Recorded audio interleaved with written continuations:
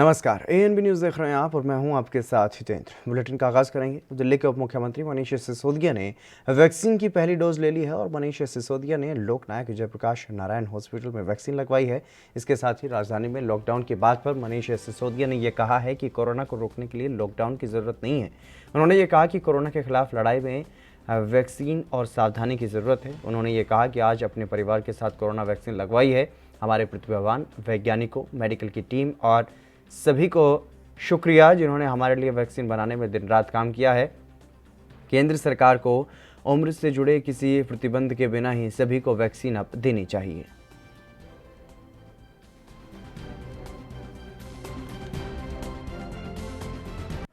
Overall जो restrictions हैं, जिसमें अभी पहले 60 साल का था, अभी 45 साल का है, तो सबके लिए अगर कर दिया जाएगा तो हम बहुत जल्दी से पूरे अपने नेटवर्क को लगा के पूरी दिल्ली को वैक्सीनेट करेंगे। उसके बाद ही चेन टूटेगी। अगर पूरी दिल्ली को वैक्सीनेट नहीं करेंगे, अब मान लीजिए 44 साल के वाले को नहीं लगी, 45 साल वाले को लग गई है, तो चेन तो बनी रहेगी। तो चेन तोड़ने के लिए बहुत ज़रूरी है कि पूरी दिल्ली को लगा दिया जाए। फिलहाल पर्याप्त मात्रा में वैक्सीन मिल रही है, कितनी चाहिए इस वक्त? अभी 45 से ऊपर की उम्र के लोगों के जिस स्पीड से रेस्पॉन्स आ रहे हैं, उस हिसाब से तो कहीं कोई कमी है नहीं। डॉक्टर साहब हमें बताएंगे।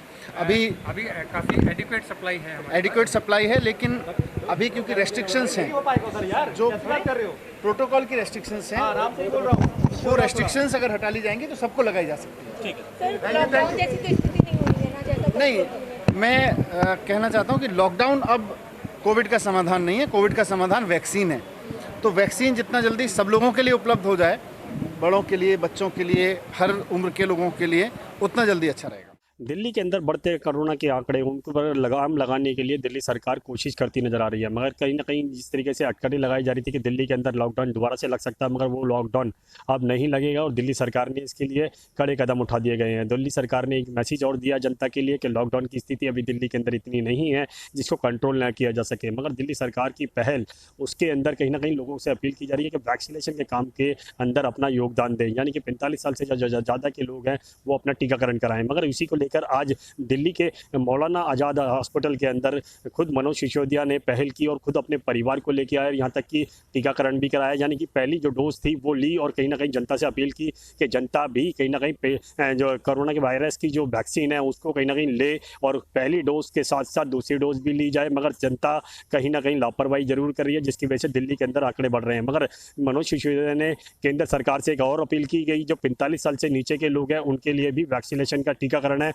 उपलब्ध कराया जाए और वो भी फ्री ऑफ कॉस्ट, क्योंकि जिस तरीके से 45 साल के ऊपर के लोग हैं उनको टीकाकरण दिया जा रहा है, तो कहीं ना कहीं जो 45 साल से नीचे के लोग हैं उनके लिए भी टीकाकरण जो उपलब्ध कराया जाए। मगर देखना होगा क्या केंद्र सरकार इस अपील को मानेगी या फिर मनोज सिसोदिया की जो बातें हैं सिर्फ राजनीति पहलू से ही देखी जाएगी। मगर देखना होगा क्या टीकाकरण से कितना फर्क पड़ने वाला है, या जब तक जनता सहयोग, दिल्ली सरकार का सहयोग नहीं देगी और दिल्ली सरकार का सहयोग देने के साथ साथ मास्क और सैनिटाइजर और सोशल डिस्टेंसिंग जितने ज़्यादा से ज़्यादा जनता अब तक पालन नहीं करेगी तो कहीं ना कहीं दिक्कतें जरूर आएंगी। मगर देखना होगा क्या दिल्ली सरकार की कोशिश है कितनी पहल कर पाती हैं, क्योंकि कोरोना की स्थिति दिल्ली के अंदर जरूर बढ़ रही है। उसको कंट्रोल करने के लिए जनता का सहयोग चाहिए और जनता अपना सहयोग दे, हम भी यही चाहते हैं। कैमरा पर्सन इरफान खान के साथ राजीव पवार, एएनबी न्यूज़ दिल्ली।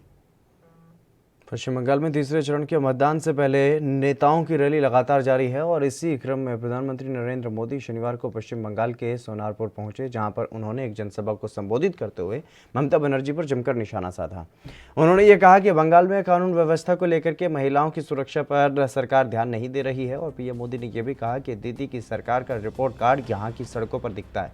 राजधानी से सटा हुआ इलाका होने के बावजूद जाम और वाटर लॉगिंग की समस्या यहाँ पर आम है। सड़कें पानी से भर जाती हैं, लेकिन घर में साफ पीने का पानी नहीं मिलता है क्योंकि टैंकर माफिया की यहाँ पर मर्जी चलती है।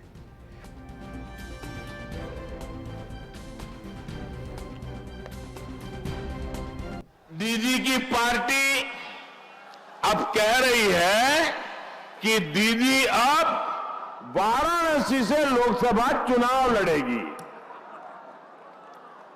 ये बयान आने के बाद दो बातें स्पष्ट हो जाती हैं, दो बातें साफ हो जाती है। एक तो दीदी ने बंगाल में अपनी पराजय स्वीकार कर ली है, सही है कि नहीं है? तभी तो कोई बाहर जाने की बात करेगा ना भाई। मेरी बात सही है कि नहीं है? अच्छा, दूसरी बात, दीदी आप बंगाल के बाहर अपने के लिए जगह तलाश करने में जुट गई है। मेरी काशी के लोगों का दिल भी बंगाल के लोगों की तरह बहुत विशाल है। जैसा आप लोगों का दिल उदार है ना, मेरी काशी के लोगों का दिल भी ऐसा ही उदार है भैया। ये जरूर है कि वहां आपको तिलक वाले लोग बहुत मिलेंगे, चोटी वाले लोग बहुत मिलेंगे। यहां आप जय श्री राम की आवाज से चिढ़ती है, वहां आपको हर 2 मिनट के बाद हर दर हर हर मार। वहीं छत्तीसगढ़ के धुर नक्सल प्रभावित बीजापुर जिले के तर्रेम थाना इलाके में शनिवार दोपहर नक्सलियों से मुठभेड़ में फोर्स के 5 जवान शहीद हो गए और 12 जवान घायल हो गए। मुठभेड़ स्थल से एक महिला नक्सली का शव भी बरामद हुआ है। डीआईजी नक्सल ओपी पाल ने प्रेस वार्ता की है और प्रेस वार्ता में इस बात की पुष्टि की है। डीआईजी नक्सल ने ये बताया है कि मुठभेड़ सुकमा बीजापुर सीमा पर टेकुलगुड़म गांव में हुई है और 2 अप्रैल की रात बीजापुर और सुकमा से सीआरपीएफ, डीआरजी, एसटीएफ और कोबरा के संयुक्त बल ऑपरेशन के लिए निकले थे। मैं आपको ब्रीफ में जो घटनाक्रम उसकी जानकारी देना चाहता हूँ। मेरे पास एक रिटन स्टेटमेंट है, इसको मैं पढ़ दे रहा हूँ। दिनांक 2/4/21 की रात में बीजापुर और सुकमा से डीआरजी, एसटीएफ, सीआरपीएफ और कोबरा का संयुक्त बल ऑपरेशन के लिए दक्षिण बस्तर के नक्सलियों के गढ़ माने जाने वाले इलाके में रवाना हुआ था। अभियान में बीजापुर के तर्रेम से 760, उसूर से 200, आमेर से 195, सुकमा के मिनपा से 483 और नरसापुरम से 420 का बल ये रवाना हुआ था। दिनांक 3/4/21 यानी आज लगभग 12 बजे सुकमा बीजापुर के सीमा पर सुकमा जिले के जगरगुंडा थाना क्षेत्र के जूनागुड़ा गांव के पास में तर्रेम से रवाना हुए सुरक्षा बल और नक्सलियों के बीच मुठभेड़ हुई। मुठभेड़ लगभग 3 घंटे चली।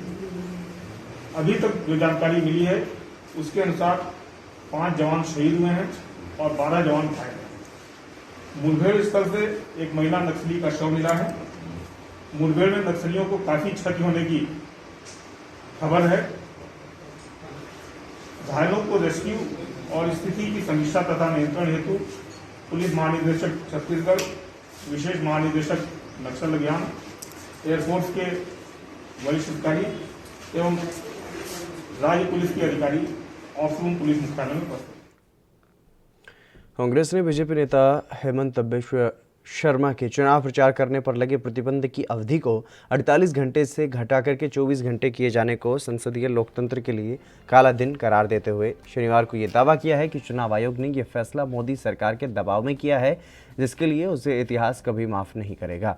पार्टी महासचिव प्रियंका गांधी वाड्रा ने ये आरोप भी लगाया है कि ऐसा लगता है कि चुनाव आयोग ने अपनी नियम पुस्तिका में निष्पक्षता वाला पन्ना फाड़ करके फेंक दिया है। उन्होंने ये ट्वीट किया है कि चुनाव आयोग से हम भाजपा नेता की गाड़ी में ईवीएम मामले में कड़ी कार्रवाई का इंतजार कर ही रहे थे कि आयोग की ओर से एक और कदम से ऐसा लगता है कि उसने अपनी रूल बुक से निष्पक्षता वाला पेज फाड़ दिया है।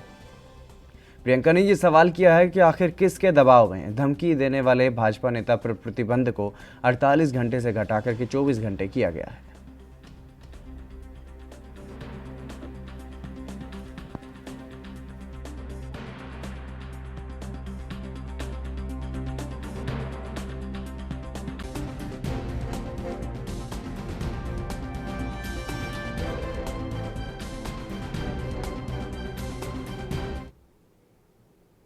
मथुरा में एडीजे कोर्ट में पीएफआई के 5 सदस्यों को एसटीएफ ने पेश किया और साथ ही एसटीएफ की तरफ से 5000 पन्नों के चार्जशीट भी दाखिल की गई। इन सभी आरोपियों का हाथरस में विदेशी फंडिंग के जरिए जातीय हिंसा फैलाने की साजिश रचने और देशद्रोह के आरोप में गिरफ्तारी ने किया गया था और इस मामले में अगली तारीख कोर्ट की तरफ से 1 मई 2021 तय की गई है।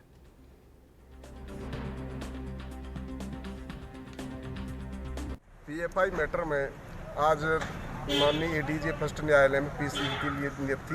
तो इसमें जो 20 अक्टूबर 2020 में जो घटना हाथरस में हुई थी, उसमें 4 लोग पीएफआई के मेंबर पकड़े गए थे। उसमें जो पहले विवेचना माठ थाने के द्वारा हुई, फिर माठ थाने के बाद क्राइम ब्रांच को ट्रांसफर की गई। क्राइम ब्रांच से जब मामला गंभीर दिखा तो शासन के द्वारा इसकी विवेचना एसटीएफ को ट्रांसफ़र की गई। तो एसटीएफ के दौरान विवेचना इसमें 4 लोग तो नामजद किए गए थे। इसमें 4 लोगों के नाम प्रकाश में आए। इसमें दो लोगों को इसमें लखनऊ से पकड़े गए, तो उसको बी वार्ड के द्वारा तलब किया गया था। और एक मुलजिम को केरल, जो रऊफ शरीफ था, उसको केरल को बी वार्ड के द्वारा तलब किया गया था। एक मुलजिम जो दानिश है, वो उसका ऑनरेबल हाईकोर्ट से स्टे चल रहा था। तो आज न्यायालय में 5 लोग तो मथुरा का जिला कारागार मथुरा से आए थे और 2 लोग लखनऊ से नहीं आ पाए, तो उनके लिए बीसी के द्वारा उनको कराई गई। हरियाणा के गृह मंत्री अनिल विज ने यह कहा है कि संगठित अपराध के मामलों में पुलिस की एसटीएफ की ओर से मजबूत बनाया जाएगा और ताकि अंतर्राष्ट्रीय गैंगस्टरों की आपराधिक गतिविधियों की निगरानी रखी जा सके और उन पर शिकंजा कसा जा सके। विज ने पुलिस विभाग के वरिष्ठ अधिकारियों के साथ प्रदेश में कानून व्यवस्था को लेकर की समीक्षा बैठक की और एसटीएफ के लिए नए आधुनिक वाहन, नवीनतम तकनीक के उपकरण समेत सॉफ्टवेयर इत्यादि मुहैया करवाने के लिए सैद्धांतिक रूप से स्वीकृति दी है। बैठक में जानकारी दी गई है कि राज्य में संगठित अपराधों पर शिकंजा कसने की तैयारी पर चर्चा की गई और इसके लिए विधानसभा में हरियाणा संगठित अपराध नियंत्रण विधेयक को पारित करने के लिए मंजूरी के लिए केंद्र सरकार को भेजा हुआ है। मंजूरी मिलते ही इसे पूरे राज्य में लागू किया जाएगा और बैठक की समीक्षा करते हुए गृहमंत्री ने ये कहा है कि कई बार पुलिस जनता की समस्याओं का समय पर निपटारा नहीं कर पाती है, जो कि चिंता का विषय है। उन्होंने अफसरों को निर्देश दिए हैं कि शिकायतों को निपटाने के लिए टाइम बाउंड करें और उसी समय अवधि में उसका हल किया जाए।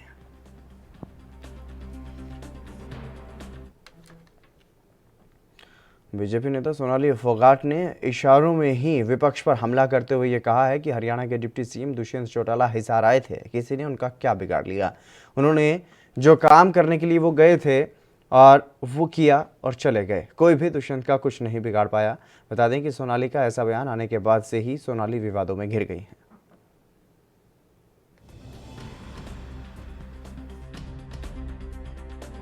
जवाब अच्छे से मिला ना कल?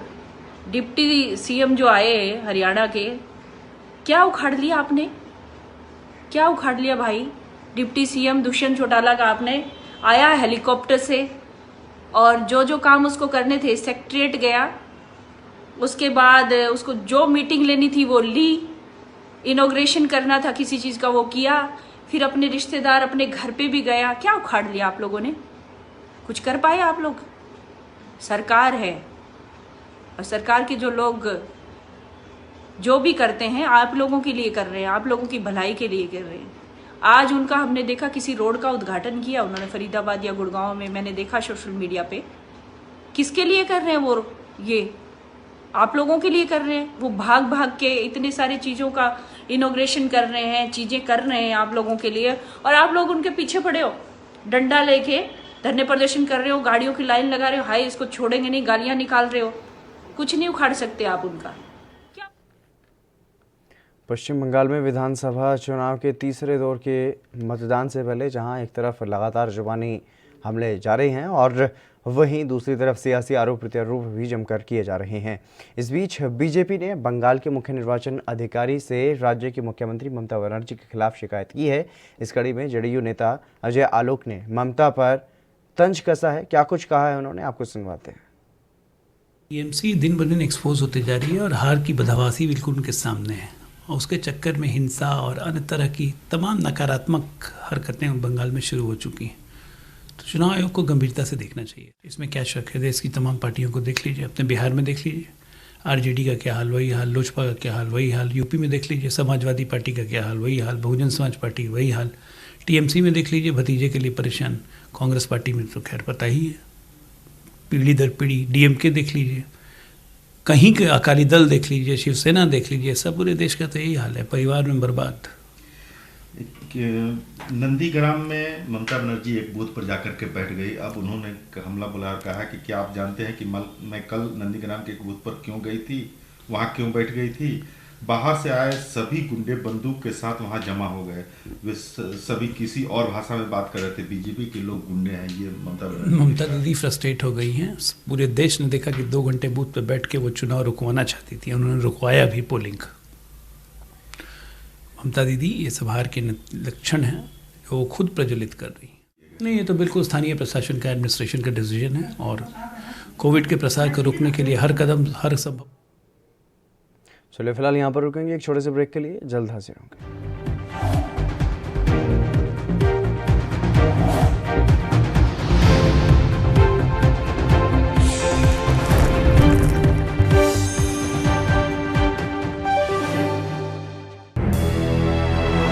लखनऊ से लेकर चंडीगढ़ तक, मुंबई से लेकर रायपुर तक, क्या है राजनीति की हलचल, क्या है समाज का मिजाज।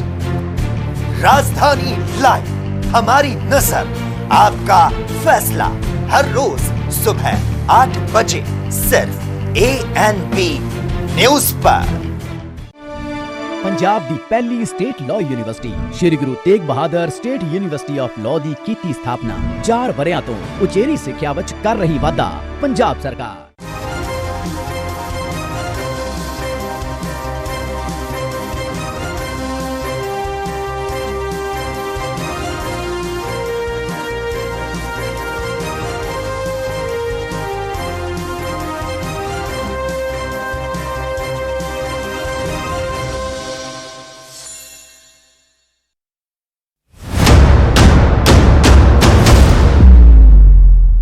हक की बात दोपहर 12 बजे सिर्फ ANP न्यूज पर।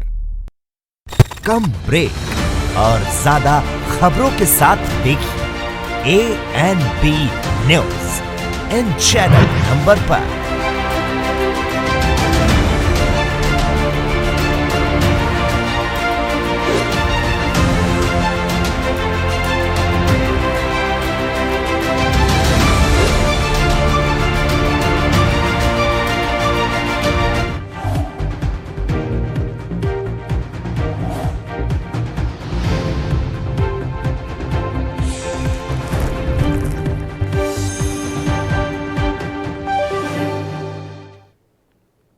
ब्रेक के बाद एक बार फिर से आप सभी का स्वागत है। खबरों में आगे बढ़ेंगे। उत्तर प्रदेश के ऊर्जा मंत्री श्रीकांत शर्मा ने वृंदावन स्थित टूरिस्ट फैसिलिटी सेंटर पर विभागीय अधिकारियों की एक बैठक को संबोधित किया और इस दौरान उन्होंने निर्देश दिया कि जल का संचय वृक्षारोपण का कार्य प्राथमिकता के आधार पर किया जाए और उन्होंने अधिकारियों को यह भी निर्देश दिया है कि मथुरा वृंदावन का प्राचीन स्वरूप वापस लौटे और यहाँ पर जल का ज़्यादा से ज़्यादा संचय हो, इसके लिए व्यापक व्यवस्था सुनिश्चित की जाए। साथ ही वृक्षारोपण का कार्य भी तेज गति से किया जाए। बरसात से पहले जल का संचय ठीक से हो और वृक्षारोपण ठीक से हो, इसकी चिंता माननीय मुख्यमंत्री जी ने की है। उसी के लिए आज यहाँ हमारी सभी विभागीय अधिकारियों के साथ में बैठक हुई है और प्रयास है कि जो ब्रज का स्वरूप है पुरातन, वो पुरातन स्वरूप वापस आए, ब्रज हरा भरा रहे। उसके लिए जो लगभग 31 लाख वृक्षों का लक्ष्य मथुरा के लिए है और सभी डिपार्टमेंट अपनी अपनी जो जिम्मेदारी है उनको ठीक से निभाएं।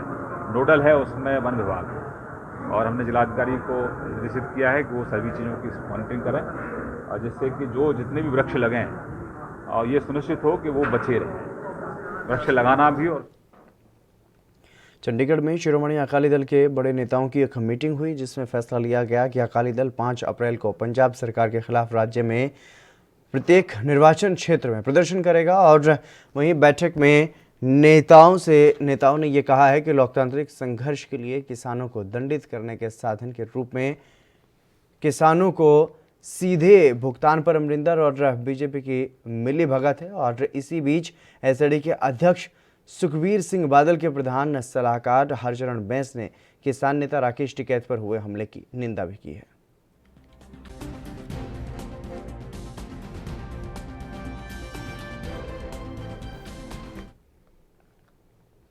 रोहतक से सांसद डॉक्टर अरविंद शर्मा के पिता की याद में कार्यक्रम का आयोजन किया गया और इस कार्यक्रम में कई बड़े नेताओं ने शिरकत की है। सीएम मनोहर लाल भी इस कार्यक्रम में पहुंचे और इस दौरान सीएम मनोहर लाल ने सांसद शर्मा के पिता को श्रद्धांजलि दी और इस कार्यक्रम के दौरान रोहतक से पूर्व सहकारिता मंत्री मनीष ग्रोवर, अलवर से सांसद बाबा बालकनाथ और महामंडलेश्वर 1008 श्री बाबा कपिल पुरी जी महाराज और बीजेपी के प्रदेश अध्यक्ष ओम प्रकाश धनखड़, सांसद सुनीता दुग्गल समेत दर्जनों नेताओं और संत महात्माओं ने कार्यक्रम में शिरकत की।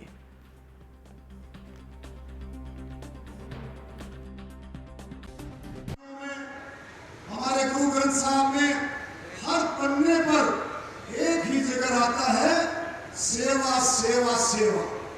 तो भाई मेरे परिवार ने, मेरी माता ने, मेरी धर्म पत्नी ने, मेरी बहनों ने, पूरे परिवार ने एक ही मंत्र लेकर के चले हैं सेवा सेवा सेवा।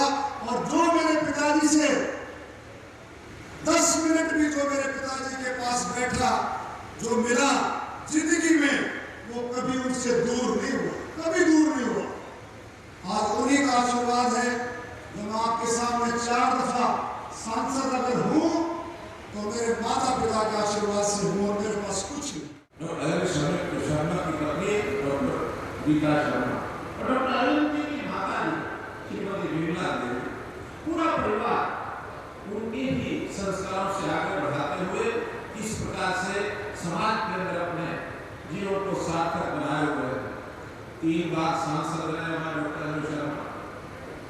ये मित्र मुझे मिलते थे 4 बार, एक बार इंडिपेंडेंट बने थे, फिर बाद में 2 बार कांग्रेस से बने और भारतीय जनता पार्टी से 4 बार।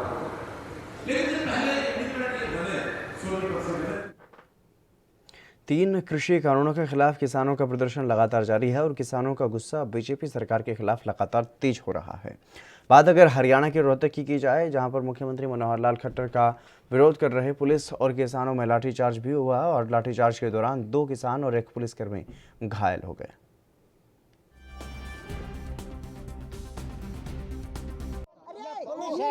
मेरी सुन ले बात, हम हाथ जोड़ के हमारे तीनों कानूनों के दो, हमने जरूरत नहीं। और हमारी 15 लोग से 5 लोग आया का सिर फोड़ दिया और मेडिकल में पहुंचा दिया, कम बात नहीं। सुन की यो न्याय नहीं है, यो बेकार ना हो रहा है। यो खट्टर मारा लगा साला, सुन की यो खट्टर का मारा टक्कर और जो यो मारे मरसा का मारी है ना, अरे भाई हम के दीवाने माता हाथ जोड़ के तू हूं बेटा कोई नाश करवा लग रहे ना, या काम बात नहीं। और क्या भाई इस्तेमाल लगी ये क्या होगा। उत्तर प्रदेश के प्रधान सचिव स्वास्थ्य अमित मोहन प्रसाद ने प्रदेश में कोरोना की स्थिति को लेकर के जानकारी दी है। उन्होंने ये बताया है कि पिछले 24 घंटों में कोरोना के 3,290 नए मामले सामने आए और सक्रिय मामले 16,496 फिलहाल हैं। संक्रमण से अब तक 8,850 लोगों की मौत हो चुकी है। 24 घंटों में संक्रमण के 3,290 नए मामले सामने आए हैं। इस समय प्रदेश में एक्टिव इन्फेक्शन के केसेस की संख्या 16,496 है। इनमें से 8,933 मरीज होम आइसोलेशन में हैं और 383 निजी अस्पतालों में भुगतान के आधार पर अपना इलाज करवा रहे हैं। बाकी के सभी मरीज राजकीय व्यवस्था में जो हमारी इस समय हम L2 और L3 के अस्पताल चला रहे हैं, उनमें वो निःशुल्क अपना इलाज करवा रहे हैं। अब तक कुल मिलाकर के 6,577,577 इतने मरीज संक्रमित होने के पश्चात संक्रमण मुक्त हो चुके हैं, स्वस्थ होकर अपने घर पर हैं। कोविड संक्रमित व्यक्तियों में से अब तक कुल मिलाकर के 8,850 लोगों की मृत्यु हुई है। कल प्रदेश में 1,66,110 सैंपल्स की जांच की गई और इनमें से लगभग 76,000 सैंपल्स की जांच RT-PCR के माध्यम से की गई। अब तक प्रदेश में कुल मिलाकर 3,52,36,205 सैंपल्स की जांच हो चुकी है और 3.5 करोड़ से ज़्यादा टेस्ट करने वाला उत्तर प्रदेश। मध्य प्रदेश के इंदौर में स्पेशल टास्क फोर्स की टीम ने मिलावटी कारखाने पर कार्रवाई करते हुए ऑयल पेंट के कारखाने पर छापेमारी की है और एसटीएफ ने छापेमारी में नकली ऑयल पेंट बनाने और बेचने वाले गिरोह के 4 सदस्यों को गिरफ्तार किया है। साथ ही आरोपियों के पास से ब्रांडेड कंपनी के नाम से बनाया सैकड़ों लीटर नकली पेंट भी बरामद किया गया है और एसटीएफ एसपी मनीष खत्री ने यह बताया है कि सूचना मिली थी कि आरोपी कामानी एशियन पेंट के नाम से नकली पैकिंग कर रहा है और जिस पर कार्रवाई करते हुए निरीक्षक श्रीकांत जोशी की टीम ने छापा मारा और कामानी समेत 4 लोगों को गिरफ्तार भी कर लिया गया है और साथ ही आरोपियों के खिलाफ धोखाधड़ी का केस दर्ज करके कार्रवाई शुरू कर दी गई है। एसटीएफ इकाई इंदौर द्वारा एक उल्लेखनीय सफलता अर्जित की गई है। जब ये सूचना इकाई में पदस्थ एएसआई जनक को लगी थी कि कुछ लोग नकली पेंट बना रहे हैं और कुछ सीमेंट भी नकली बना रहे हैं, क्या ऐसी सूचना मिली थी कि कुछ सीमेंट पुट्टी वगैरह नकली बना रहे हैं, तो इस सूचना पर तत्काल टीम का गठन किया गया था और निरीक्षक श्रीकांत जोशी के नेतृत्व में टीम से दबिश दी गई। दबिश में जो नौशाद उर्फ राजू भाई को पकड़ा गया, जो मुख्य उस फैक्ट्री का मालिक है, और उसके 2 साथियों को पकड़ा गया और वहाँ उस जो फैक्ट्री है उसकी तलाशी ली गई। तलाशी में वहाँ पे काफ़ी मात्रा में एशियन पेंट का नकली बना हुआ जो ड्रमों में मिला है और इसके अतिरिक्त जो नकली पेंट बनाने के लिए जो सामग्री इत्यादि उपयोग में आती है वो प्राइमर और खाली डब्बे। चलिए रुकेंगे एक छोटे से ब्रेक के लिए, जल्द हाजिर होंगे।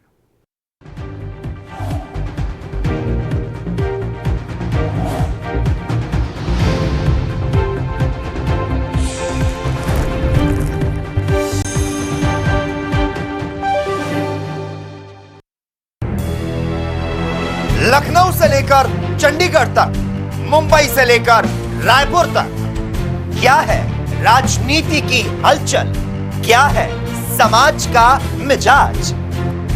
राजधानी लाइव, हमारी नजर, आपका फैसला, हर रोज सुबह 8 बजे सिर्फ ANB न्यूज पर।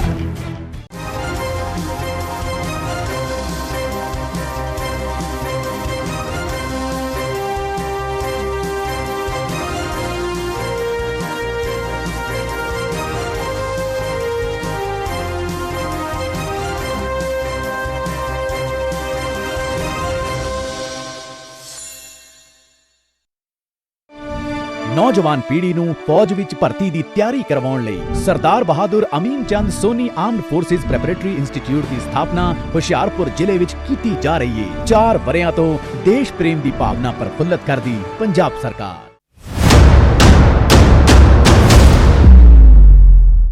हक की बात दोपहर 12 बजे सिर्फ ANB न्यूज पर। कम ब्रेक और ज्यादा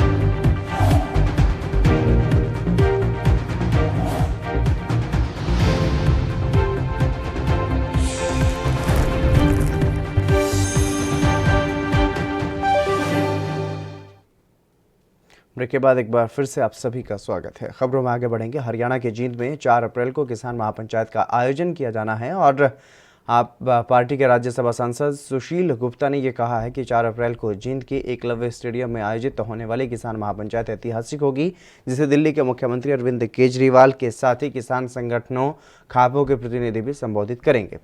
सांसद सुशील गुप्ता ने यह कहा है कि किसान महापंचायत न केवल किसानों की एकजुटता दिखाएगी बल्कि बीजेपी की केंद्र सरकार को कड़ा संदेश भी दिया जाएगा। बीजेपी सरकार ने 3 कृषि कानून थोप करके खेतीबाड़ी को 2-3 पूंजीपतियों के हाथों में गिरवी रख दिया है और एमएसपी की गारंटी लिखित में नहीं दे रहे हैं। पिछले 4 महीने से किसान दिल्ली की सीमाओं पर डेरा डाले हुए हैं और उन्होंने ये कहा है कि किसान तीनों कृषि कानून रद्द होने और एमएसपी की गारंटी मिलने तक किसी भी सूरत में बॉर्डर से नहीं हटेगा। उन्होंने ये कहा है कि किसान आंदोलन के दौरान 350 से ज़्यादा किसान अपनी जान गंवा चुके हैं, लेकिन किसानों के प्रति कोई सहानुभूति भी नहीं दिखाई गई। जो नफरत की राजनीति किसानों के साथ की, व्यापारियों के साथ भी की और मजदूरों के साथ भी की, तो ये जो किसान महापंचायत है इसके अंदर हमने व्यापारी भाइयों को भी बुलाया है, हमने मजदूर भाइयों को भी बुलाया और किसान भाइयों को बुलाया। तीनों इस समय ऐसी स्थिति से गुजर रहे हैं कि बहुत कुछ भी पोजीशन क्लियर नहीं रही कि आंदोलन कितने दिन तक चलेगा।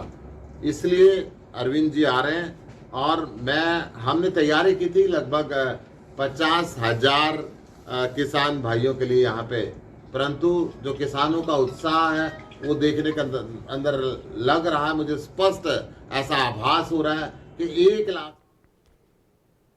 पटियाला के पंजाबी विश्वविद्यालय में नए डीन के तौर पर डॉक्टर पुष्पिंदर सिंह गिल को नियुक्त किया गया है और विश्वविद्यालय के सबसे वरिष्ठ प्रोफेसर डॉक्टर पुष्पिंदर सिंह गिल ने पंजाबी विश्वविद्यालय पटियाला के स्कूल ऑफ मैनेजमेंट स्टडीज़ में प्रोफेसर के रूप में भी काम किया है। उनकी नियुक्ति के बाद ANB न्यूज़ ने उनसे खास बातचीत की है। नवे बने डीन पुष्पिंदर गिल साडे नाल है। ਅਸੀਂ ਸਭ ਤੋਂ ਪਹਿਲਾਂ गिल साहब बहुत मुबारਕਾਂ ਤੁਹਾਨੂੰ। थैंक यू जी, थैंक यू वेरी मच। ਕਾਫੀ ਲੰਬੇ ਸਮੇਂ ਤੋਂ ਤੁਸੀਂ ਆਪਣੀ ਸੇਵਾ ਨਿਭਾ ਰਹੇ, ਤਜਰਬਾ ਵੀ ਬਹੁਤ ਜ਼ਿਆਦਾ ਸੀ। ਹਾਂਜੀ, ਹੱਕ ਵੀ ਤੁਹਾਡਾ ਬਣਦਾ ਸੀਗਾ। ਹਾਂਜੀ ਹਾਂਜੀ। ਗੱਲ ਕਰੀਏ ਹੁਣ ਯੂਨੀਵਰਸਿਟੀ 'ਚ ਕਾਫੀ ਦਿੱਕਤ ਪਰੇਸ਼ਾਨੀ ਸਟੂਡੈਂਟ ਨੂੰ ਵੀ ਹੈਗੀਆਂ। ਠੀਕ ਹੈ। ਕਰੋਨਾ ਮਹਾਮਾਰੀ ਦੇ ਚੱਲਦੇ ਸਕੂਲ ਕਾਲਜ ਬੰਦ ਹੈ, ਵਿਦਿਆਰਥੀ ਸੰਗਠਨਾਂ ਵੱਲੋਂ ਪ੍ਰਦਰਸ਼ਨ ਵੀ ਕੀਤੇ ਜਾ ਰਹੇ। ਠੀਕ ਹੈ ਜੀ। ਕਿੱਦਾਂ ਇਹਨਾਂ ਚੀਜ਼ਾਂ ਨੂੰ ਹੈਂਡਲ ਕਰੋਗੇ? ਕੀ ਨਵੀਂ ਰਣਨੀਤੀ ਬਣਾ ਕੇ ਤੁਸੀਂ ਹੁਣ ਜਿਹੜੇ ਵਿਦਿਆਰਥੀ ਸਭ ਤੋਂ ਪਹਿਲਾਂ ਤਾਂ ਵਿਦਿਆਰਥੀਆਂ ਦੀ ਕਈ ਮੰਗਾਂ ਨੇ। ਦੇਖੋ ਮੈਂ ਇਸ ਯੂਨੀਵਰਸਿਟੀ ਦੇ ਵਿੱਚ 1981 ਦਾ ਜੀ ਸਰ। ਵੈਸੇ ਤਾਂ ਮੇਰਾ ਜਨਮ ਹੀ ਇਸ ਯੂਨੀਵਰਸਿਟੀ ਦਾ, ਕਿਉਂਕਿ ਮੇਰੇ ਫਾਦਰ ਵੀ ਇੱਥੋਂ ਹੀ ਪ੍ਰੋਫੈਸਰ ਰਿਟਾਇਰ ਹੋਏ ਜੀ ਸਰ। ਮਤਲਬ ਕਿ ਸਮਝਦਾ ਹਰ ਇੱਟ ਜਿਹੜੀ ਲੱਗੀ ਹੈ ਸਾਡੇ ਸਾਹਮਣੇ ਲੱਗੀ ਹੈ ਕਿ ਕਿਸ ਤਰ੍ਹਾਂ ਲੱਗੀ ਹੈ, ਕਿਵੇਂ ਲੱਗੀ ਹੈ, ਉਸ ਗੱਲ ਨੂੰ ਮੈਂ ਸਾਰੀ ਨੂੰ ਸਮਝਦਾ।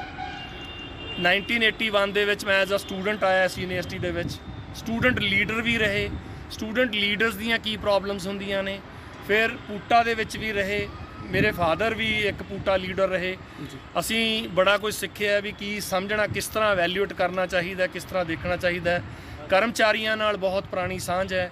ਠੀਕ ਹੈ, ਸਟੂਡੈਂਟਸ ਤਾਂ ਹੈਗੇ ਹੀ ਹੈਗੇ, ਕਿਉਂ ਕਿੰਨੇ ਸਟੂਡੈਂਟਸ ਨੂੰ ਪੜ੍ਹਾ ਲਿਆ, ਸਭ ਨੂੰ ਅਸੀਂ ਸਮਝਦੇ ਹਾਂ। ਮੈਂ ਇਹ ਗੱਲ ਪਹਿਲਾਂ ਵੀ ਕਹੀ ਹੈ ਵੀ ਜਿੰਨੇ ਵੀ ਸਟੇਕ ਹੋਲਡਰ ਨੇ, ਜੇ ਸਾਰਿਆਂ ਦਾ ਹੱਲ ਮਤਲਬ ਕਿ ਉਹਨਾਂ ਦਾ ਆਪਾਂ ਪ੍ਰੋਬਲਮ ਨਹੀਂ ਸੋਲਵ ਕਰਾਂਗੇ ਤਾਂ ਇੰਡੀਵਿਜੂਅਲੀ ਨਹੀਂ ਅਸੀਂ ਕਿਸੇ ਦੀ ਕਰ ਸਕਦੇ। ਟੀਚਰ ਨੇ ਤੇ ਭਾਵੇਂ ਜਿਹੜੇ ਪੇਰੈਂਟਸ ਨੇ, ਬੱਚਿਆਂ ਦੇ ਪੇਰੈਂਟਸ ਨੇ, ਸਾਨੂੰ ਸਾਰਿਆਂ ਦੀ ਮਦਦ ਦੀ ਲੋੜ ਹੈ। ਤਾਂ ਇਹ ਸੀ ਸਾਡੇ ਨਾਲ ਪਟਿਆਲਾ ਦੀ ਪੰਜਾਬੀ ਯੂਨੀਵਰਸਿਟੀ ਦੇ ਨਵੇਂ ਨਿਯੁਕਤ ਕੀਤੇ ਗਏ ਪੁਸ਼ਪਿੰਦਰ ਗਿੱਲ ਨੇ ਸਾਫ਼ ਤੌਰ 'ਤੇ ਕਿਹਾ ਕਈ ਪਰੇਸ਼ਾਨੀਆਂ ਦਿੱਕਤਾਂ ਜਿਹੜੀਆਂ ਸਟੂਡੈਂਟ ਨੂੰ ਵੀ ਸੀ ਉਹਨਾਂ ਦਾ ਵੀ ਹੱਲ ਕੀਤਾ ਜਾਊਗਾ। ਬੈਠ ਕੇ ਇਹਨਾਂ ਨਾਲ ਗੱਲਬਾਤ ਕੀਤੀ ਜਾਊਗੀ। ਹੋਰ ਵੀ ਕਈ ਮਸਲੇ ਆ ਉਹਨਾਂ 'ਤੇ ਵੀ ਚਰਚਾ ਕੀਤੀ ਜਾਊਗੀ, ਕਿਉਂਕਿ ਕਰੋਨਾ ਮਹਾਮਾਰੀ ਚੱਲ ਰਹੀ ਹੈ। ਆਨਲਾਈਨ ਕਲਾਸਾਂ ਕਰਕੇ ਵਿਦਿਆਰਥੀਆਂ ਨੂੰ ਕਾਫੀ ਦਿੱਕਤ ਪਰੇਸ਼ਾਨੀ ਹੈ, ਕਿਉਂਕਿ ਉਹਨਾਂ ਕੋਲ ਸਮਾਰਟਫੋਨ ਹੀ ਨਹੀਂ ਹੈਗੇ। ਤੇ ਉਹਨਾਂ 'ਤੇ ਵੀ ਜਿਹੜੇ ਡੀਨ ਹੈ ਉਹ ਗੱਲਬਾਤ ਕਰਕੇ ਇਸ ਪਰੇਸ਼ਾਨੀ ਦਾ ਵੀ ਹੱਲ ਕੱਢਣਗੇ। पटियाला ਤੋਂ कैमरामैन सोनू के नाल अविनाश कंबोज, ANB न्यूज़ पटियाला।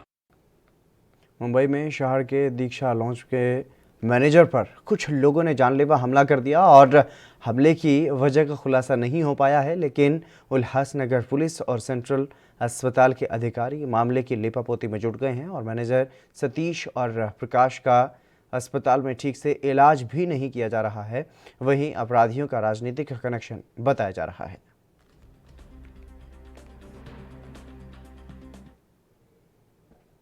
हरियाणा विद्यालय शिक्षा बोर्ड में अपनी उम्र बदलवाने के लिए जज के ही फर्जी आदेश ला करके एक बड़ा फर्जीवाड़ा किया गया है, जिसका भंडाफोड़ हो गया है। इस मामले में 187 लोगों ने अपनी जन्मतिथि बदलवा करके फर्जीवाड़ा किया है। मामले की जब ऑनलाइन वेरिफिकेशन की गई तो बोर्ड अधिकारी भी सन रह गए। और बता दें कि भिवानी बोर्ड की शिकायत पर सिविल लाइन थाना पुलिस ने धोखाधड़ी का मामला दर्ज किया है और आरोपियों को हिरासत में लेकर के पकड़े गए आरोपियों को अदालत ने जेल भेज दिया है।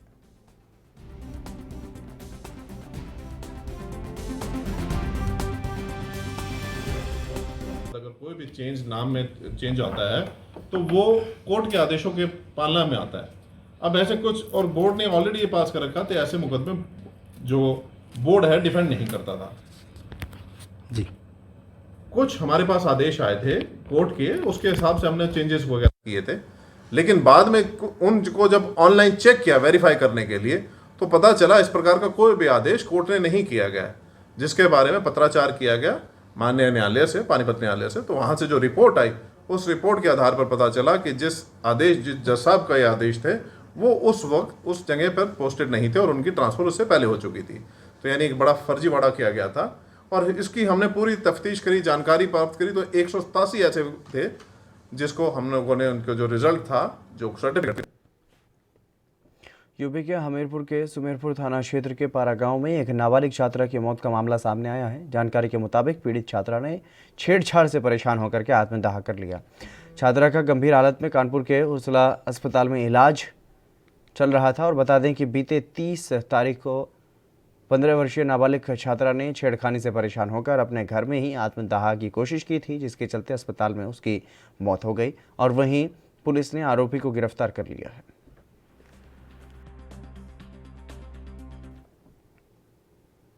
उत्तर प्रदेश के हापुड़ में छात्रा के साथ बलात्कार और हत्या का मामला सामने आया था, जिसमें अब पुलिस के हाथ बड़ी कामयाबी लगी है। दरअसल मामले में मुख्य आरोपी को पुलिस ने गिरफ्तार कर लिया है और पूरी घटना पर एसपी नीरज जादौन का यह कहना है कि सिंभावली पुलिस ने मुख्य अभियुक्त को गिरफ्तार कर लिया है। उसने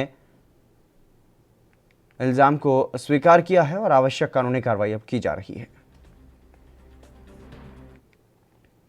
पंजाब के मोगा में अकालसा रोड पर बने भागा फर्नीचर के शोरूम में भीषण आग लगने का मामला सामने आया है और आग लगने के कारण अफरा तफरी का वहां पर माहौल बन गया। जानकारी के मुताबिक बेसमेंट में शॉर्ट सर्किट की वजह से यह आग लगी और इस घटना में लाखों रुपए का सामान जलकर राख हो गया। वहीं आनन फानन में दमकल विभाग को घटना की सूचना दी गई थी, जिसके बाद मौके पर पहुंची दमकल की गाड़ियों ने आग पर काबू पा लिया। ਅੱਜ ਭਾਗ ਫਰਨੀਚਰ ਤੇ ਸਾਡੇ ਮਾਮਾ ਜੀ ਦੀ ਦੁਕਾਨ ਆ ਜੀ। ਬੇਸਮੈਂਟ ਦੇ ਵਿੱਚ ਕੋਈ ਤਾਰ ਸਪਾਰਕ ਕਰਕੇ ਉਹਦੇ ਨਾਲ ਅੱਗ ਲੱਗੀ ਸੀਗੀ ਜੀ। ਕਿੰਨਾ ਕੁ ਨੁਕਸਾਨ ਹੋ ਗਿਆ ਜੀ? ਨੁਕਸਾਨ ਕਾਫੀ ਹੋ ਗਿਆ ਜੀ। ਹੁਣ ਨਗਰ ਨਿਗਮ ਤੋਂ ਗੱਡੀਆਂ ਆਈਆਂ, ਸਾਰੀ ਅੱਗ ਬੁਝਾਈ ਹੈ ਜੀ। ਹੁਣ ਇਸ ਤੋਂ ਬਾਅਦ ਵੇਖਦੇ ਆ ਜੀ ਕਿੰਨਾ ਕੁ ਨੁਕਸਾਨ ਹੋਇਆ। ਗੱਦੇ ਸੀ, ਬੈੱਡ ਸੀ, ਸੋਫੇ ਸਾਰੇ ਮੱਚ ਕੇ ਸਵਾਹ ਹੋ ਗਏ ਆ ਜੀ।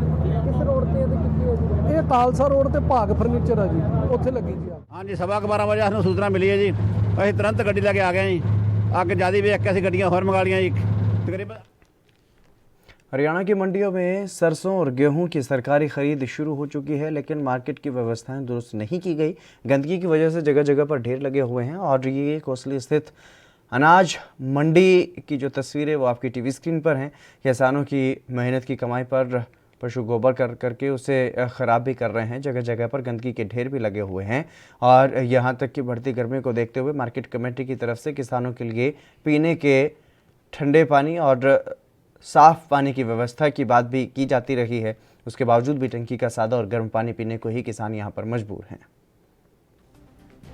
भाई मंडी में अभी से सफाई हुई नहीं है। पानी की व्यवस्था हर एक 8 दिन अपने दुकान पे खुद कर रखी है। तो मार्केट भाई अभी से कोई व्यवस्था है नहीं। सुचारू ढंग से मंडी चालू होगी जबकि कुछ सब व्यवस्था करेंगे। मंडी के अंदर 3 वाटर कूलर लगवाए और सफाई करवा दी गई है। सभी शौचालय जो मंडी के अंदर हैं उनकी सफाई करवा दी गई है। उनमें सैनिटेशन का पूरा ध्यान रखा जा रहा है। गेट पे हमने सैनिटाइजर और जो किसान को मास्क के लिए और कोविड की सभी जो अनुपालना इनको पूरा करने के लिए सभी किसान से आवेदन करते हैं और पोस्टर लगाए गए हैं। नहीं, ऐसा कोई समस्या नहीं है जी। फड़ पे सभी सारे जो किसान जो डेयरी बनी हुई है वो साफ सुथरी है और भराई करते वक्त इनके जो ऊपर से जो ड्रेसिंग की जाती है इनकी, उसके बाद भराई की जाती है। 1 अप्रैल से सरकारी खरीद शुरू हुई है गेहूं की सीजन की। सरसों की आवक अभी मंडी में आई नहीं है क्योंकि मार्केट रेट में ओपन मार्केट में ज़्यादा रेट है, तो किसान बड़े सरकारी रेट पर नहीं बेच रहे। गेहूँ की जो आवक 1 तारीख को हैफर ने सरकारी खरीद की 4893 क्विंटल हमारा गेहूँ आया। 2 तारीख को वेयर हाउस ने की खरीद जिसमें 4436 क्विंटल गेहूँ ये हमारा गेहूँ मंडी में आया और अभी टोटल 9326 क्विंटल 9329 क्विंटल गेहूँ टोटल आ चुका है हमारी मंडी।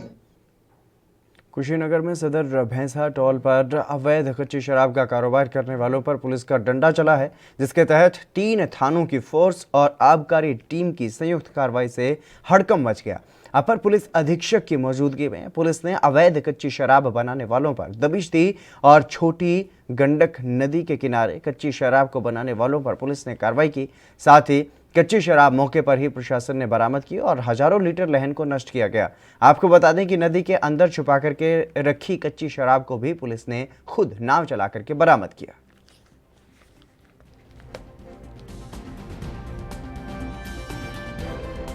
अवैध शराब और मादक द्रव्य के खिलाफ चलाए जा रहे अभियान के क्रम में आज मैं और हमारे जिला आबकारी अधिकारी 2-3 थानों का फोर्स हम लोग आकर के यहाँ कार्रवाई कर रहे हैं। जो शराब बनाई जा रही है उसमें आप लोग खुद देख रहे हैं काफ़ी बड़ी मात्रा में लहन नष्ट किया जा रहा है और शराब भी कुछ बरामद हुई है।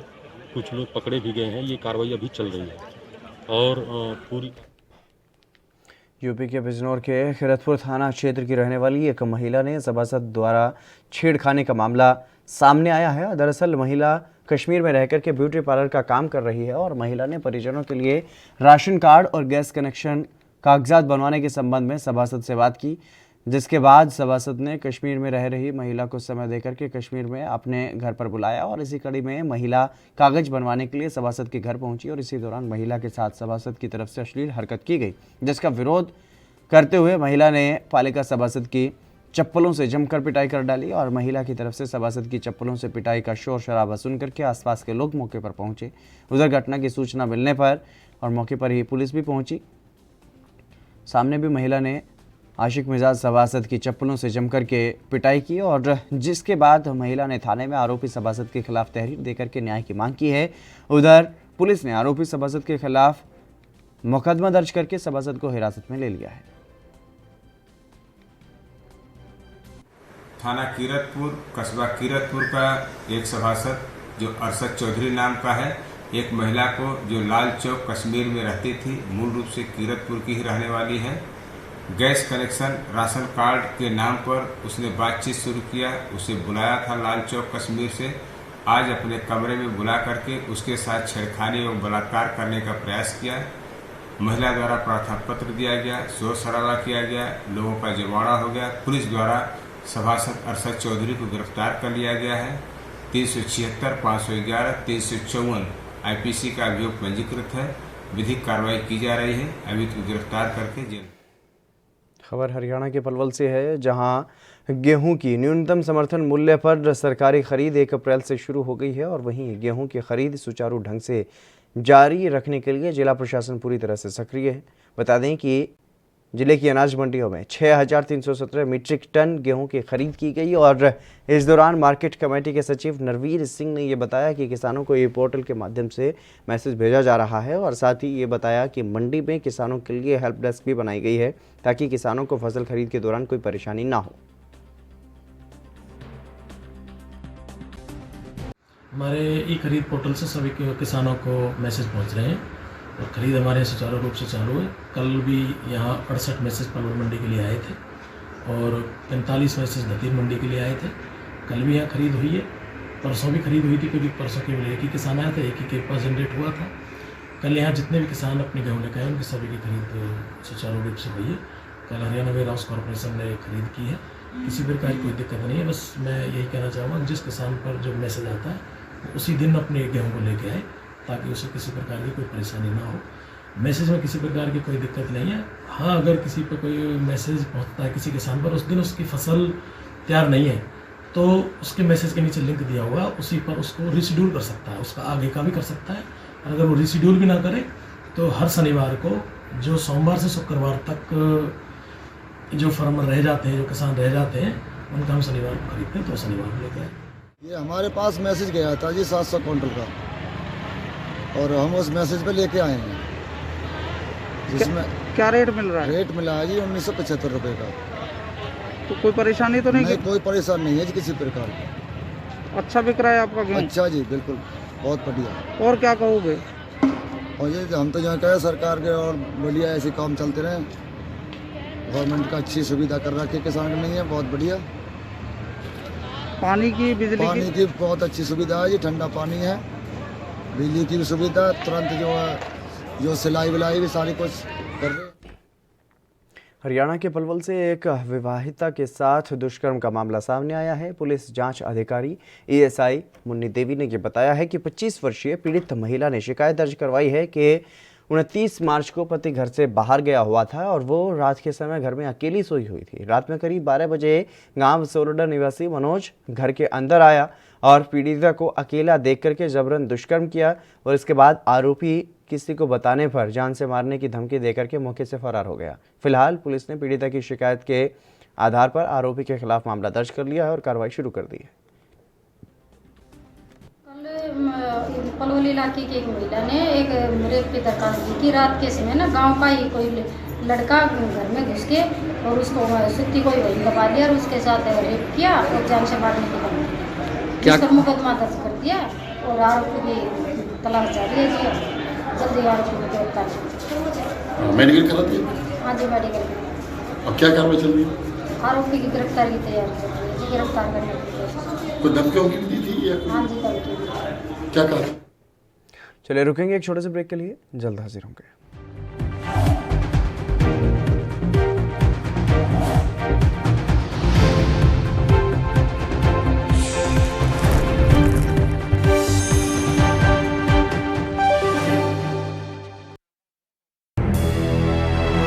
लखनऊ से लेकर चंडीगढ़ तक, मुंबई से लेकर रायपुर तक, क्या है राजनीति की हलचल, क्या है समाज का मिजाज।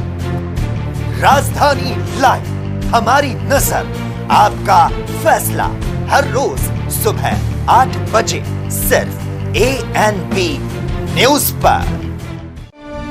ਮਹਿਲਾ ਮੁਖੀ ਘਰਾਂ ਵਿੱਚ ਔਰਤਾਂ ਦੇ ਸਸ਼ਕਤੀਕਰਨ ਲਈ ਚਾਲੂ ਕੀਤੀ ਮਾਤਾ ਤ੍ਰਿਪਤਾ ਮਹਿਲਾ ਯੋਜਨਾ 4 ਵਰਿਆਂ ਤੋਂ ਔਰਤਾਂ ਦੇ ਮਾਨ ਸਨਮਾਨ ਦਾ ਧਿਆਨ ਰੱਖਦੀ ਪੰਜਾਬ ਸਰਕਾਰ।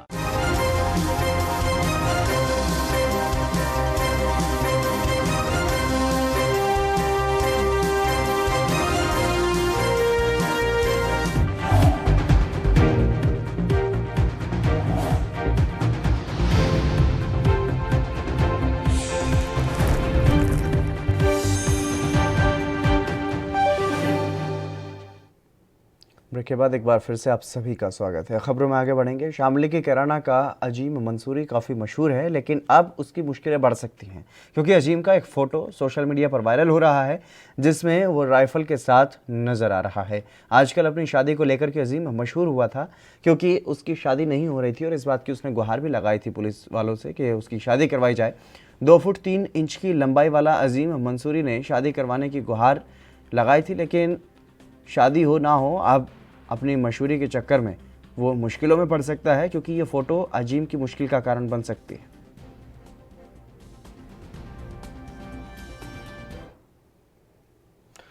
भारत में कोरोना आउट ऑफ कंट्रोल हो रहा है और कोरोना की दूसरी लहर काफ़ी तेज़ी से फैल रही है। पिछले 24 घंटों की अगर बात की जाए तो 89,000 से ज़्यादा कोरोना के मामले सामने आए हैं, जबकि 714 लोगों की मौत हुई है।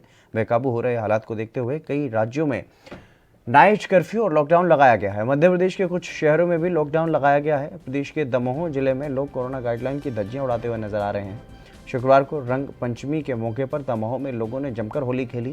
कोरोना संक्रमण की परवाह किए बगैर लोग एक दूसरे को रंग गुलाल लगाते हुए नजर आए। इतना ही नहीं, तस्वीरों में आप साफ तौर पर देख सकते हैं और मंच पर एक बैनर लगाया गया है जिस पर जिला व्यापारी मंच और उसके नीचे युवा व्यापारी मंच लिखा गया है और मंच पर डीजे भी लगाया गया है और गाने पर कुछ लड़कियों को भी वहां पर नचाया गया है और मंच के नीचे और आसपास खड़े लोग भी गाना गा रहे हैं और झूम रहे हैं।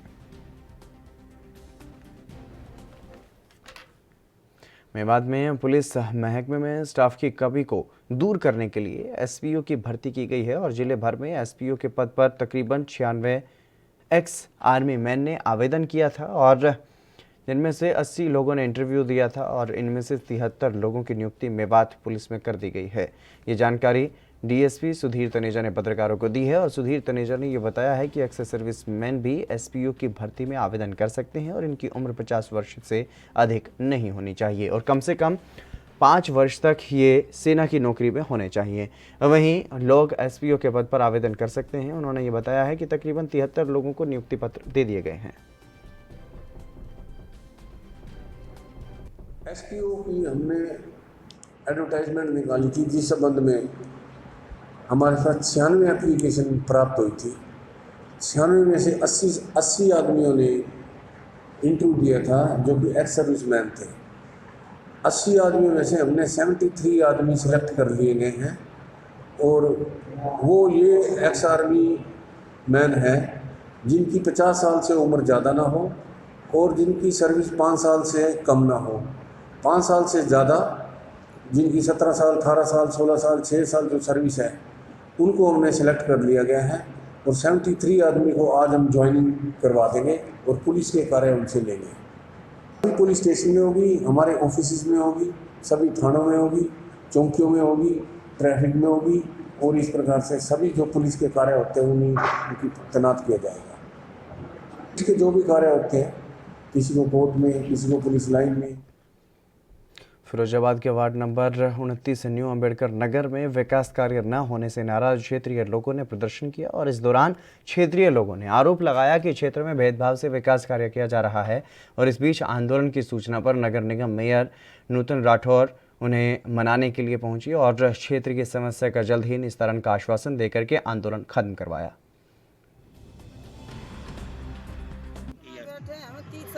30 वर्ष से है कहीं 30 वर्ष से मैं बिल्कुल रेड बेकार डरा बच्चा गिरता है पानी में गिर गिर के यही बेकार है जाता गली देखो जाए कि तुम कब तक बैठे रहेंगे यहाँ पे? मतलब जो गली न बनेगी तो तक बैठे रहेंगे भाई। मेयर से या विधायक जी से कुछ किसी से बोला था आपने? क्या बोल क्या देते हैं? नाली में कौन सा वार्ड है ये? 29 नंबर वार्ड। 29 है। आपने पार्षद से बोला? आज ward number 29 new Ambedkar Nagar में ये हमारे क्षेत्रीय जो जनता है, महिलाएं हैं, पुरुष हैं, ये धरने पर बैठे हैं। ऐसी मुझे सूचना प्राप्त हुई थी हमारे संबंधित अधिकारियों के द्वारा कि यहाँ पर एक धरना स्थल है जहाँ पर हमारे क्षेत्रीय निवासी उपस्थित हैं। कहीं ना कहीं कुछ कमियाँ रहीं, निर्माण कार्य नहीं हो पाए क्योंकि हमारे जो 13 ग्राम सभाएं हैं, 13 बढ़ी हुई आबादी है, इन क्षेत्रों में विकास की अत्यधिक आवश्यकता है। और मैं कहना चाहूँगी आपके चैनल के माध्यम से कि नगर निगम फिरोजाबाद पूरे बिना किसी भेदभाव के हम प्रत्येक वार्ड में काम करा रहे हैं और पिछले जो 15वें वित्त में हमने कार्य स्वीकृत किए हैं उसमें तीनों कृषि कानूनों के खिलाफ किसानों का आंदोलन जारी है और भारतीय किसान यूनियन ने 3 कृषि कानूनों के विरोध में आंदोलन को तेज करने के लिए अब दलितों को भी आंदोलन के साथ जोड़ने की तैयारियां शुरू कर दी हैं। इसी के तहत भारतीय किसान यूनियन ने शाहबाद में दलित और किसान महापंचायत बुलाई। इस पंचायत में ज़्यादा से ज़्यादा लोगों को बुलाने के लिए गाँवों में प्रचार अभियान चलाया गया और किसान नेता गाँवों में दलितों के पास पहुँचे और उन्हें भी महापंचायत के लिए न्योता दिया गया। इस महापंचायत में भारतीय किसान यूनियन के नेता गुरनाम सिंह चड़ूनी और अखिल भारतीय परिसंघ के अध्यक्ष डॉक्टर उदित राज ने 3 कृषि कानूनों के विरोध में चलाए जा रहे आंदोलन को तेज करने के लिए ड्यूटियां लगा सकते हैं। मध्य प्रदेश में कोरोना के मरीजों की संख्या में हर दिन इजाफा होता हुआ नजर आ रहा है और मध्य प्रदेश में हर दिन नए मामले मिलने से प्रदेश में कोरोना के एक्टिव मरीजों की संख्या भी बढ़ रही है। इन सबके बीच सरकार की तरफ से सार्वजनिक कार्यक्रमों पर प्रतिबंध लगा दिया गया था। ऐसे में रंग पंचमी मनाने पर मनाही थी।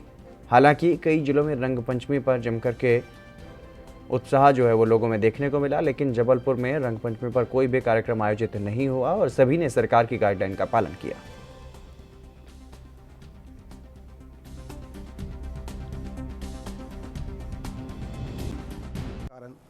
इस साल रंग पंचमी नहीं मना रहे हैं। प्रशासन का जैसा नियम है उसका पालन करते हुए ना अपन ने कोई तैयारी की, ना भक्तों को सूचना दी। तो बड़ा सूना सूना लग रहा है क्या? अब इसमें अब क्या कर सकते हैं, प्रशासन के नियम का पालन तो करना ही पड़ेगा और इस बढ़ती बीमारी को देखते हुए उसके लिए ज़रूरी भी है, सुरक्षित सबको रहना है, अपन को भी रहना है और सबको रहना है। महोबा में त्रिस्तरीय पंचायत चुनाव को लेकर के नामांकन की प्रक्रिया शुरू हो गई है और महोबा के कलेक्ट्रेट परिसर के अलावा जनपद के सभी ब्लॉकों में दावेदार अपने अपने नामांकन पत्र को लेकर के चुनावी मैदान में कूदने को बेताब दिखाई दे रहे हैं। नामांकन के दौरान पुलिस और प्रशासन की व्यापक व्यवस्था भी देखने को मिली है और कोविड-19 के नियमों के पालन कराने के लिए भी प्रशासन मुस्तैदी बरतता हुआ दिखाई दिया। नामांकन करने पहुंचे प्रत्याशी ये बताते हैं कि अपने गांव को विकास की दहलीज पर खड़ा करने के लिए चुनावी मैदान में है और शिक्षा, सड़क, पानी और किसान पैसे जैसे मुद्दों को लेकर के प्रत्याशी ग्रामीण क्षेत्र से अपनी राजनीतिक जमीन खड़ी करने की कोशिशों में लगे हुए हैं। और वहीं दूसरी तरफ जिला निर्वाचन अधिकारी सत्येंद्र कुमार और पुलिस अधीक्षक अरुण कुमार श्रीवास्तव की तरफ से पुलिस और प्रशासन के लोग चुनाव को शांतिपूर्वक संपन्न कराने के लिए हर संभव प्रयास करने में जुटे हुए हैं।